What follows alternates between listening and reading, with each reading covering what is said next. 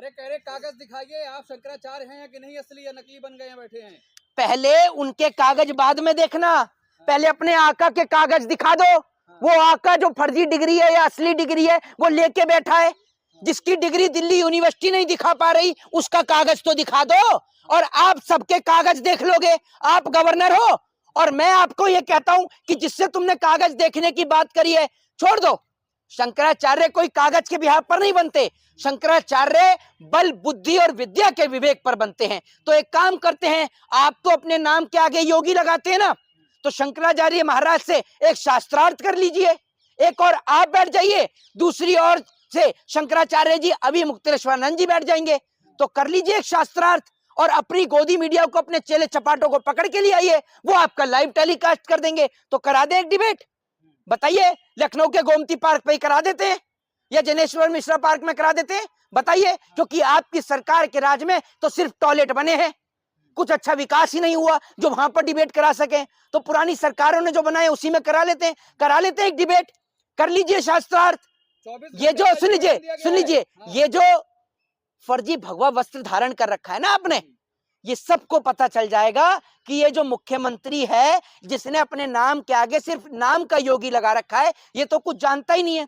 अब तक एक स्टेटमेंट दिखाइए जिसमें योगी आदित्यनाथ ने विधानसभा से लेकर अपने तमाम भाषणों में किसी एक संस्कृत के श्लोक का वर्णन किया हो। वो तो योगी है ना, पढ़ के आया होगा। एक संस्कृत के श्लोक का वर्णन किया हो, एक गीता के श्लोक का वर्णन किया हो, या बताया हो कि गीता में ये लिखा है, रामायण में ये लिखा है या महाभारत में ये लिखा है। ये कुछ नहीं पढ़ा इन्होंने। सबसे बड़े फर्जी तो देश में ये है। ये बात आज हिंदुओं को समझनी चाहिए कि अभिमुक्तेश्वरानंद जी जो गाय को राष्ट्रीय पशु घोषित कराने की मांग कर रहे हैं, सरकार उनसे विचलित है, क्योंकि लाखों करोड़ों रुपया जो बीफ से आता है उस पर ताला लग जाएगा, सरकार की रोजी रोटी ठप हो जाएगी। और उनके अंधभक्त और जो चेले चपाटे हैं जो सोशल मीडिया पर गौ माता के नाम पर अपनी राजनीति चमका रहे हैं, उनकी राजनीति पर ताला लग जाएगा। और मैं ये कहता हूं कि आप जितनी गालियां इस देश के मुसलमानों को देते हो, जो अंग्रेज इस देश का ठप्पा बिठा गए, इस देश को लूट गए, आपके अंदर औकात है कि आप उन अंग्रेजों से कुछ लेके आ सकें? कोहिनूर आज भी भारत से बाहर है, पूरा भारत को कंगाल कर गए। किसी हिंदुस्तानी में दम नहीं कि अंग्रेजों के लिए बोल सके। मुझे तो ये समझ में नहीं आता, ये लोग सरकार से, प्रधानमंत्री से क्यों नहीं कहते कि गाय को राष्ट्रीय पशु घोषित किया जाए। आज एक बात मुझे हकीकत में समझ में आई कि जो मोदी जी कह रहे हैं, भाजपा जो कहती है ना हिंदू खतरे में है, हकीकत में मोदी सरकार के राज में हिंदू खतरे में है। तभी मांगे जा रहे थे, अब शंकराचार्य से उनके होने का सबूत मांगा जा पहली बात तो ये है कि इनकी औकात क्या है कि ये कागज मांगे। इस देश की मिट्टी को खोद कर देखोगे तो आज भी इस देश का वो इतिहास मौजूद है कि इस देश की खातिर किस तरीके से इस देश के लोगों ने अपना सर्वोच्च न्यौछावर करा दिया। चाहे राजगुरु हो, सुखदेव हो, भगत सिंह हो, अशफाक उल्लाह खान हो, कोई भी हो, उन्होंने इस देश के लिए अपना सर्वोच्च न्यौछावर करा दिया। देखिए मोहित शर्मा, आप कह रहे हैं कि वो हिंदू अलग है, तो आप कौन से हिंदू हैं? वो कौन से हिंदू हैं? वो हिंदू हैं जो साल 2014 के बाद खतरे में आए। हम वो वाले हिंदू नहीं है, भाजपा के हिंदू नहीं है कि जो हम खतरे में हैं। हम इस देश के अंदर सुरक्षित हैं, और जब तक सरहद पर सैनिक खड़े हैं, सरहद पर जवान खड़े हैं, तब तक हम सुरक्षित रहेंगे। ये भाजपा के हिंदू हैं जो खतरे में आ जाते हैं। भैया हम भाजपा के हिंदू नहीं है ना, हम कोई भाजपा के हिंदू नहीं है।